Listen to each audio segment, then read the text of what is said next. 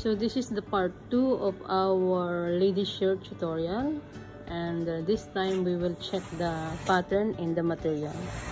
This is the center back, this is center front, and the sleeve is over here. I made the sleeve. You can find how to do the sleeve in our tutorial of how to make a sleeve.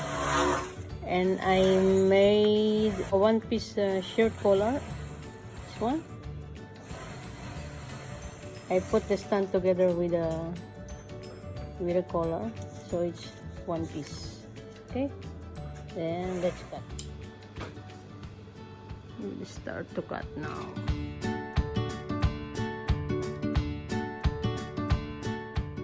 I will cut now the sleeve.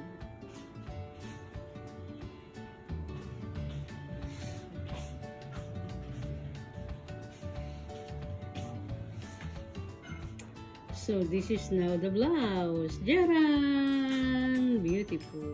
So this is now the finished blouse after putting the buttons. Look.